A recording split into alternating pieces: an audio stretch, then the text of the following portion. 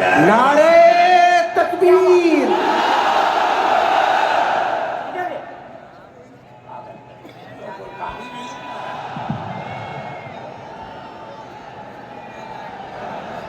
بسم اللہ الرحمن الرحیم الحمد للہ نحمده ونستعینه ونستغفره ونؤمن به ونتوکل علیہ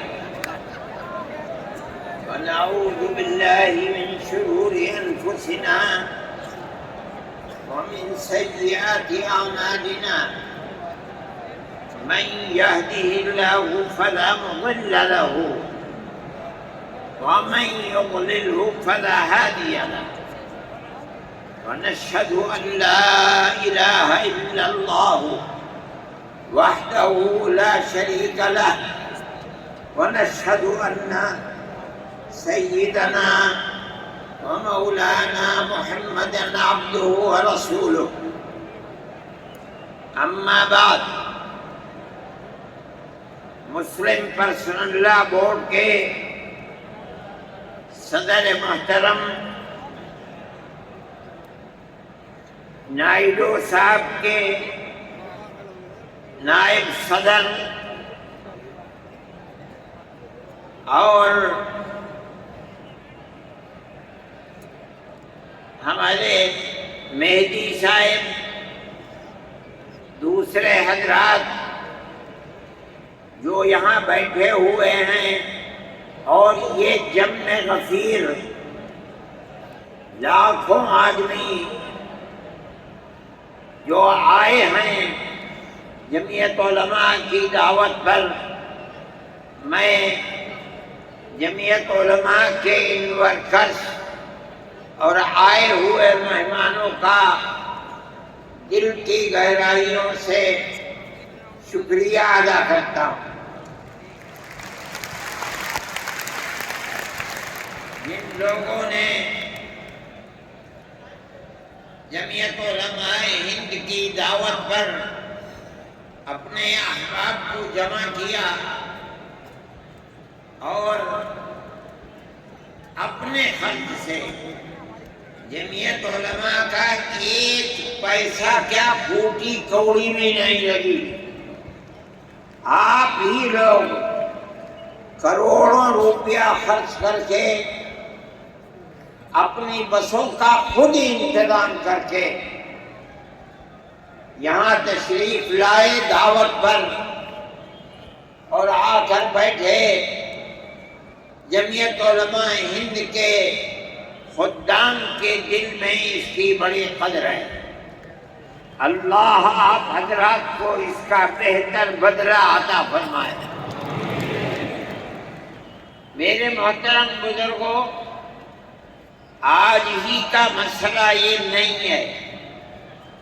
جمعیت علماء ہند کی ایک تاریخ ہے، اور ایسی تاریخ ہے اپنے اس ملک کے لیے جو کسی دوسری ہندو مسلم پارٹی کے پاس نہیں ہے۔ علماء نے اس ملک کی آزادی کے لیے، اگر آپ ان کی تاریخ کو پڑھیں گے تو آپ کو اندازہ ہوگا کہ ان کی اس ملک کی آزادی کے لیے قربانیاں 150 سالہ قربانیاں ہیں۔ کوئی اس ملک کے اندر ہندو مسلم ایسی پارٹی نہیں ہے جس کی تاریخ ایسی قربانیوں کی تاریخ ہو۔ حضرت شاہ عبدالعزیز صاحب محدث دہلوی نے 1803 میں آواز بلند کی تھی کہ ہمارا ملک غلام ہو گیا، اس غلام ملک کو آزاد کرانا اس ملک میں بسنے والے ہر مسلمان اور ہر شخص کا فرض ہے۔ کوئی مائی کا لال نہیں تھا جو انگریز کی طاقت کے سامنے آزادی ملک کا نعرہ بلند کر سکتا۔ ایک مسلمان عالم دین نے اسی دلی کے اندر اس نعرے کو بلند کیا، اس کی جائیداد قرق کر لی گئی، اس کے مدرسے کو دفن کر دیا گیا، اس کو دلی بدر کر دیا گیا۔ لیکن یہ مسلمان ایسے نہیں تھے جو کسی ملک کے پیسے یا اس کی سطوت اور اس کی طاقت کے سامنے سر جھکا دیتے۔ جو انہوں نے اپنا موقف اختیار کیا تھا پتھر کی چٹان کی طرح، اسی طرح اس موقف کے اوپر کھڑے رہے۔ سب سے پہلا جہاد سن 1932 کے اندر ہوا، ہندوستانی لوگ تو جانتے بھی نہیں، اور اس کے اندر لوگ مر گئے، ختم ہو گئے۔ شاہ عبدالعزیز صاحب کے رشتے کے، ان کے قریب، ان کی اولاد میں شاہ اسماعیل شہید اور رائے بریلی کے شاہ احمد شہید، دونوں کے دونوں ختم ہو گئے، شہید ہو گئے بالا کوٹ کے میدان میں۔ لیکن پیچھے نہیں ہٹے۔ وہ لوگ جو بچ کر آئے تھے سن 1857 میں پھر جہاد کر دیا، اور اس کے اندر صرف اسی دلی کے اندر 33,000 مسلمان شہید کیے گئے، اور لال قلعے سے لے کر جامع مسجد تک درختوں کے اوپر ان کی لاشوں کو لٹکا دیا گیا۔ یہ مسلمان کی تاریخ ہے، علماء کی تاریخ ہے۔ بتائیں کون ہے جس کی زندگی کے اندر یہ تاریخ مل سکتی ہے؟ میں کہتا ہوں، لاکھوں آدمی کے سامنے کہتا ہوں، کوئی مائی کا لال ہے جس نے اس ملک کی اس طرح خدمت کی ہو جس طرح مسلمان علماء نے خدمت کی ہے؟ میرے بھائی، جمعیت علماء انہی مجاہدین کی بنائی ہوئی جماعت ہے۔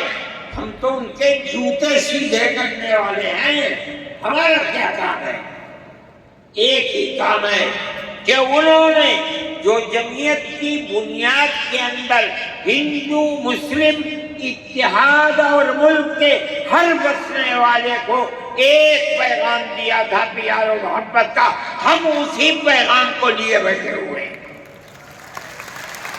ہمارا کام صرف اتنا ہے، دنیا توڑنا چاہتی ہے، حکومتیں برباد کرنا چاہتی ہیں، فرقہ پرست ذہنیت آگ لگانا چاہتی ہے، یہ نعرہ دینا چاہتی ہے کہ ہندو الگ، سکھ الگ، مسلمان الگ۔ ہم کہتے ہیں نہیں، ہندو مسلم سکھ عیسائی بھائی بھائی۔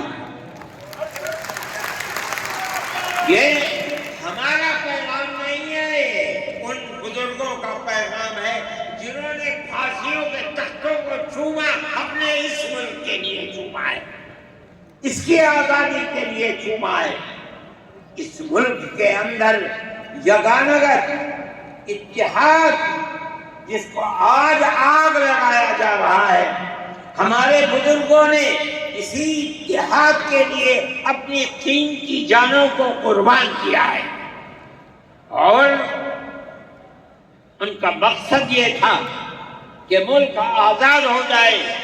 حکومت ایسی بننی چاہیے جو حکومت سیکولر حکومت ہو، کسی کا حق نہ جائے۔ کانگریس اس لیے نہیں بنی تھی، یہ 1803 کی آواز ہے کہ ملک غلام ہو گیا، جہاد کرنا فرض ہے۔ کانگریس کا تو وجود بھی نہیں تھا۔ کانگریس تو 28 دسمبر 1985 کو بنی ہے، اور اس کا پہلا اجلاس بمبئی کے اندر ہوا ہے۔ آپ لوگ سمجھیں اس کو، کانگریس ملک کو آزاد کرانے کے لیے نہیں بنی تھی۔ کانگریس کی تجویز موجود ہے، وہ کہتے ہیں کہ ہندو مسلم ملک کے بسنے والوں کی اس جنگ و جدال سے دو جہاد، سن 32 کا 1857 کا، اس جہاد کے نتیجے میں جو برطانیہ کی حکومت اور ہندوستان کی حکومت میں دوری پیدا ہو گئی ہے، کانگریس کا مقصد تھا کہ اس دوری کو ختم کر دیا جائے، ملک کو اپنے گردن سے زنجیر غلامی کی نکال کر توڑ دیا جائے، کانگریس کا مقصد نہیں تھا۔ میں آپ سے کہتا ہوں یہ بات ہے اور کانگریس کی تجویز میں موجود ہے، کوئی اس کی تردید نہیں کر سکتا۔ کسی نے حضرت گنگوہی رحمت اللہ علیہ سے پوچھا کہ ایک جماعت بنی ہے جو ہندوؤں نے بنائی ہے انگریز کے ساتھ مل کر، کیا مسلمان اس جماعت میں شریک ہو سکتا ہے؟ حضرت نے فتویٰ دیا اور یہ کہا کہ جس طرح اپنے کاروبار میں ہندو مسلمان شریک ہو سکتا ہے، اسی طرح اس پارٹی کے اندر بھی ہندو مسلمان شریک ہو سکتا ہے، بشرطے کہ دین کو کوئی نقصان نہ پہنچے۔ اس فتوے کا نام ہے نصرت الابرار، جو پرانی مکتبے ہیں، لائبریریاں ہیں، یہ آج بھی وہاں موجود ہے۔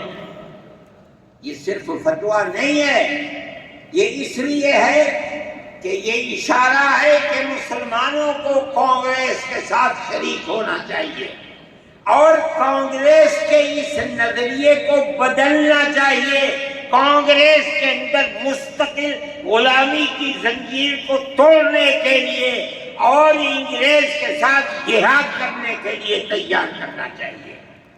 مسلمان جوق در جوق اس کے اندر شریک ہوئے، کانگریس کے اس نظریے کو بدل دیا اور کانگریس کو ملک کی آزادی کے لیے کھڑا کر دیا۔ یہ مسلمان کا، علماء کا، جمعیت علماء کا کردار ہے۔ کوئی مانے نہ مانے، تاریخ میں لکھی ہوئی چیزیں ہیں، ہم سے پوچھے ہم وہ تاریخ کی لکھی ہوئی چیزیں لیں گے۔ ہماری تاریخ کو مٹا دیا گیا۔ وہ طبقہ جو آج ملک کے اندر اسلام اور مسلمانوں کو دفن کرنا چاہتا ہے، وہ ہماری تاریخ کو دفن کرنے کے اندر کامیاب ہو گیا، مگر ہم کہتے ہیں یہ ہماری تاریخ ہے۔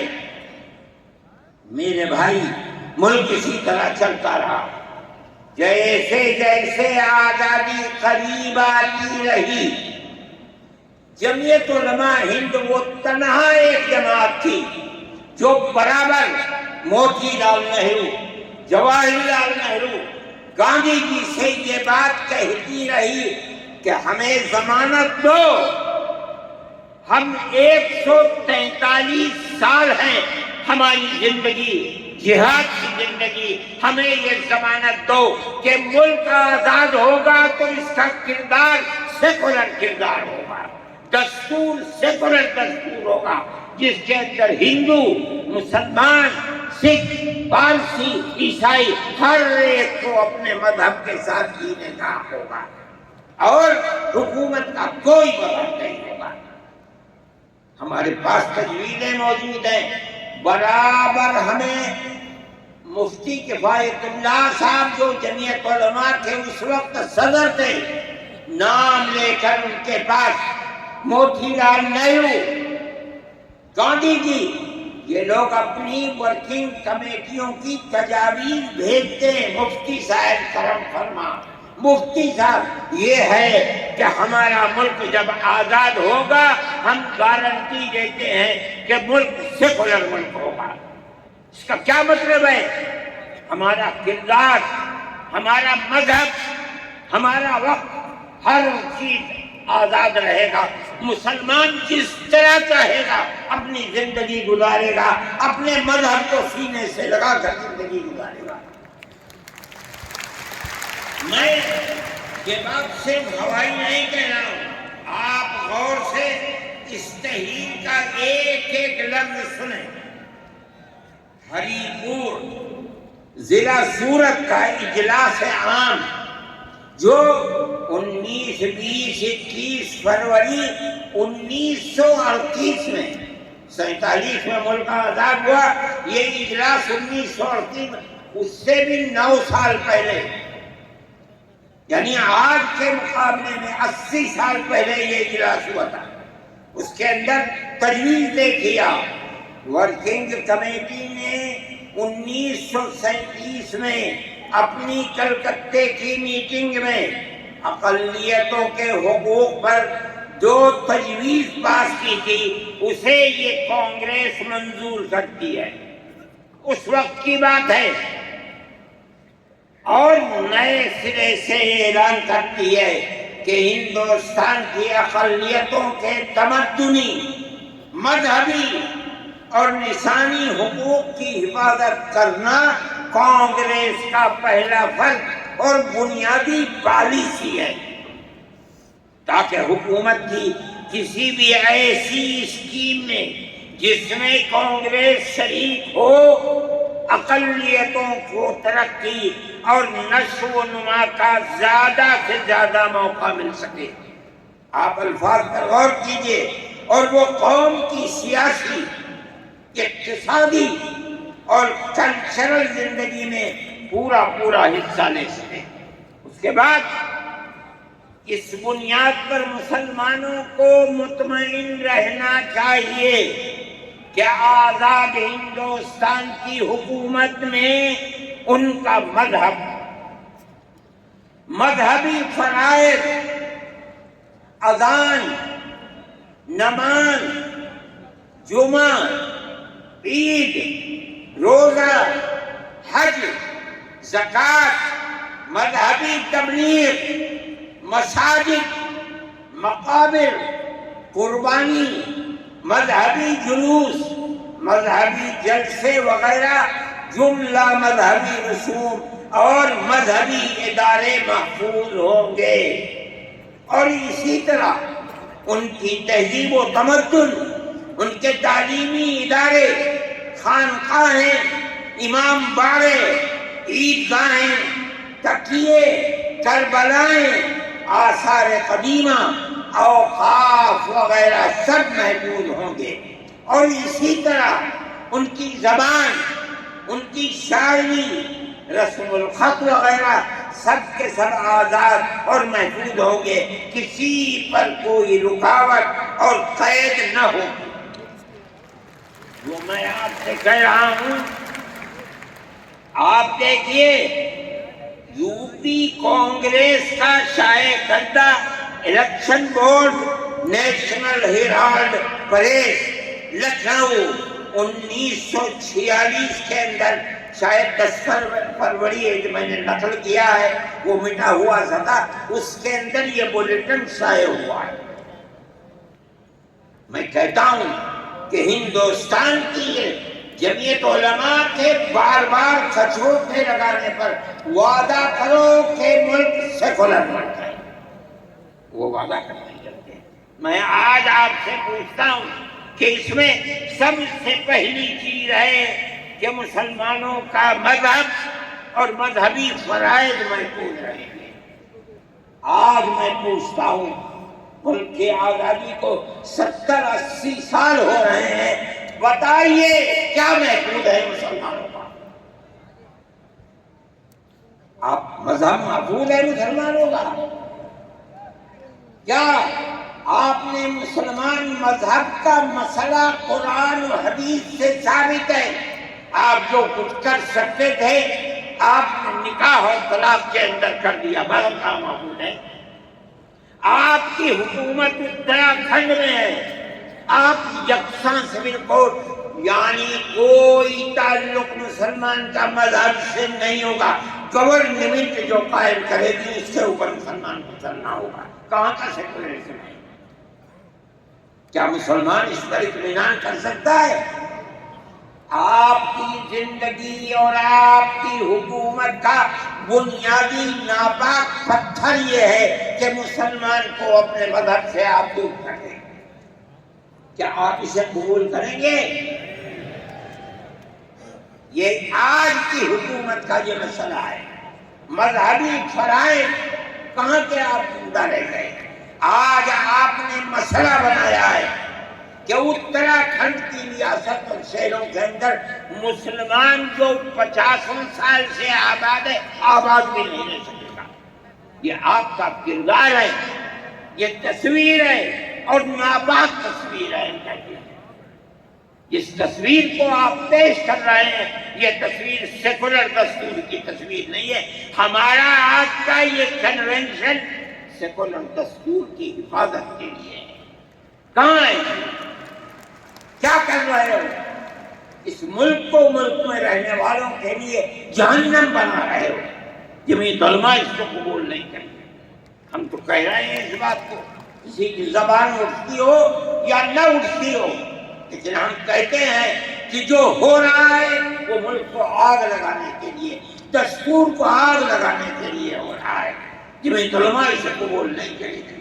اگر جمعیت علماء نے اس بدترین حکومت جو یہ کہتی تھی کہ ہماری حکومت میں سورج نہیں ڈوبتا، جمعیت علماء نے کبھی اس کے سامنے سر نہیں جھکایا. اس کے بعد ہم اس کے سامنے سر جھکائیں گے.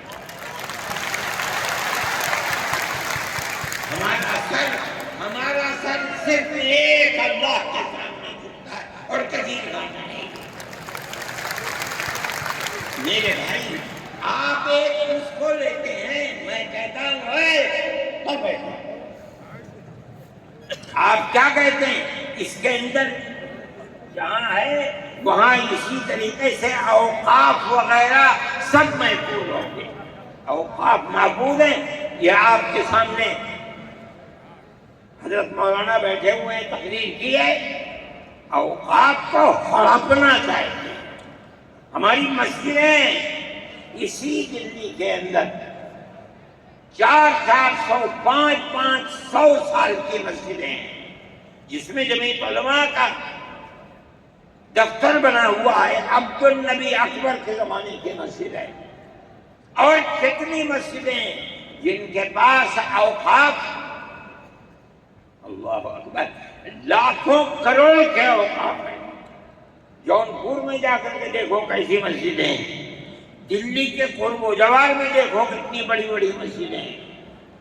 ہندوستان کا وہ طبقہ جو ان مساجد کے اوقاف کو ہڑپ کرنا چاہتا ہے، کہتا ہے اگر کسی وقف زمین یا مسجد یا کسی بھی چیز کے کاغذات وقف کے نہیں آئے اس کو وقف نہیں مانا جائے گا. کون 500 سال پرانے کاغذات لا کر کے پیش کر دے گا؟ قانون یہ تھا کہ جو مسجد بنی ہے، جو وقف پر بنتی ہے، وہ وقف ہے. آپ کو کیا درد ہے کہ آپ اس اوقاف کو ختم کرتے ہیں؟ اس کا مطلب ہے مسلمانوں کی زمین کو ہڑپ کرنا چاہتے ہو، حرام کھانا چاہتے ہو، اس لیے ان اوقاف کو ہڑپ کرنا چاہتے ہو. ہم اس کو قبول نہیں. اوقاف ہمارے آباء و اجداد کے کیے ہوئے ہیں. اوقاف اللہ کی ملکیت میں دیے ہوئے ہیں. مسجدیں بنی ہوئی ہیں، آپ ان کی حفاظت کیجیے. اس لیے کہ ہم اس ملک کے رہنے والے ہیں، ہم باہر سے آئے ہوئے نہیں ہیں. اگر ہندو گوجر ہے مسلمان بھی گوجر ہے، اگر ہندو جات ہے مسلمان بھی جات ہے، اگر ہندو راجپوت ہے مسلمان بھی راجپوت ہے. جاؤ دیکھو کشمیر کے اندر اگر ہندو برہمن ہے مسلمان بھی برہمن ہے. ہم اسی ملک کے رہنے والے ہیں. کسی کو اچھا لگا یہ مذہب وہ اس مذہب میں چلا گیا، کسی کو یہ مذہب اچھا لگا وہ اس مذہب میں چلا گیا. کیا مذہب کی بنیاد پر اس ملک کے اندر آپ ہمیں جینے کا حق نہیں دیں گے؟ ہم اپنے جینے کا حق کو لیں گے. آپ نے جس سیاست کو اختیار کیا، آپ 2 الیکشن پہلے دیکھیے کس قوت کے ساتھ بی جے پی آئی تھی. آپ نے جس پالیسی کو اختیار کیا، سیکولرزم کو آگ لگانی چاہیے، اس کا نتیجہ اس الیکشن میں کیا ہوا؟ بی جے پی ہار گئی. میں کہتا ہوں کہ اگر چندرا بابو نائیڈو کی بیساکھی نہ ہوتی اور ادھر نتیش کمار کی بیساکھی نہ ہوتی تو بی جے پی گورنمنٹ نہیں بنا سکتی. کیوں ہوا؟ وہ جو 14 سال پہلے اتنی قوت کے ساتھ آئی تھی کہ لگتا تھا کسی دوسری جماعت کا چراغ ہی نہیں چل رہا ہے، وہ چراغ آج بجھ کیسے گیا؟ اس پالیسی کی وجہ سے. ملک کی پالیسی اگر بھائی بھائی کی ہوگی ملک زندہ رہے گا. ایک باپ کی اولاد 5 4 3 اگر پیار و محبت کے ساتھ رہیں گے وہ گھر آباد رہے گا. اگر دشمنی ہوگی سب برباد ہو جائیں گے. ہماری یہ پالیسی ہے کہ ہندو مسلمان سکھ عیسائی سب ایک دوسرے کے ساتھ بھائی بھائی. آپ اس پالیسی کو کیوں مخالفت کرتے ہیں؟ ہم اسی طرح چلتے ہیں. جمیعت علماء ہند کا یہی کردار ہے. جمیعت علماء ہند آج بھی یہی کرتی ہے. میں نے ابھی چند مہینے ہوئے میوات کے اندر لوگ لٹ گئے پس گئے، ان کو جمع کیا. ہم نے ان سب کو 1 لاکھ یا 2 لاکھ روپئے دیے جا کر کے. مسلمان بھی تھے، ہندو بھی تھے. ہم نے ان کو دیا، وہ خوش ہو گئے. ہم ہر سال تقریباً 1.5 کروڑ روپئے دیتے ہیں بچوں کو جو پڑھنے والے ہوتے ہیں، جو غریب ہوتے ہیں، اونچی تعلیم کے لیے.